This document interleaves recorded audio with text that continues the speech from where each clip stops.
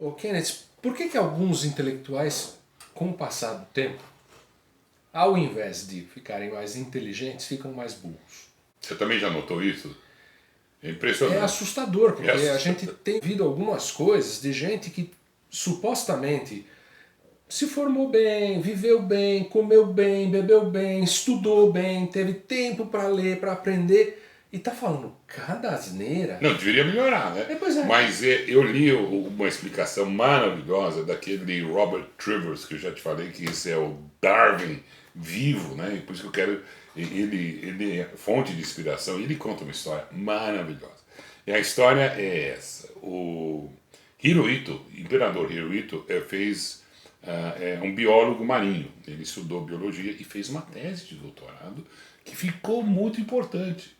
E ele estudou um molusco que tem uma característica interessante, ele tem um cérebro muito desenvolvido, muito complicado. E esse cérebro permite que ele tome a única decisão importante na vida dele, que é em que rocha do coral, né, ele vai grudar. Ele vai bater em várias e ele tem que grudar em uma. E o algoritmo que ele tem que decidir é o seguinte: olha, não pode ter muita corrente, porque senão eu vou morrer. E não pode ter pouca corrente demais, porque eu não vou ter a alimentação necessária que eu tenho. Então ele tem que ter esse equilíbrio. Não, é uma loucura isso. Aí, quem estuda um pouquinho de probabilidade, você já sabe, então, esse molusco tem que decidir de escolher uma. Nunca vai achar perfeita, né? Ele tem então que escolher uma rocha que a velocidade, a correnteza é um pouquinho mais alta do que ele gostaria, mas não é suficiente para destruir. Então, um cálculo ele tem que fazer. Bom, então acho que tem 2 dias para grudar no coral, e aí ele se fixa. Aí ele faz uma coisa inacreditável.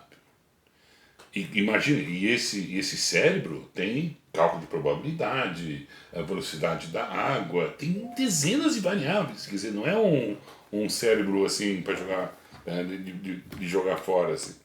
E aí, depois de 2 dias que ele cola, ele faz uma coisa surpreendente. Ok. Ele joga fora o cérebro.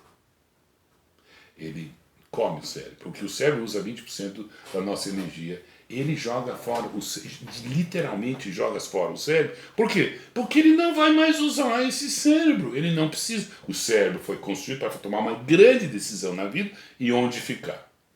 Então, qual a conclusão do Robert Trivers? Todo professor faz a mesma coisa depois de se tornar titular. Todo funcionário público faz isso depois de conseguir estabilidade de emprego. Todo professor da USP, e eu sou um deles, também, na hora que você consegue estabilidade de emprego, que é o equivalente do molusco, você não precisa mais usar o cérebro. Você não precisa mais fazer pesquisa e se tentar. E você, claro, eles não jogam o cérebro embora, mas obviamente eles não estão usando mais o cérebro. Usaram o cérebro para quê? Para o concurso público.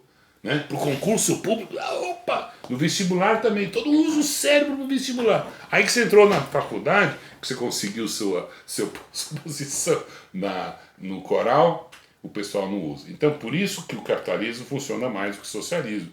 No capitalismo, você é obrigado a usar o seu cérebro todo dia. Nada é constante. Você não tem a sua posiçãozinha garantida no seu coral da eternidade.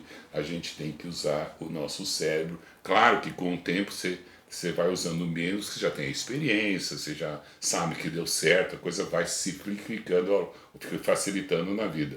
Mas eu achei essa analogia do Trivers espetacular.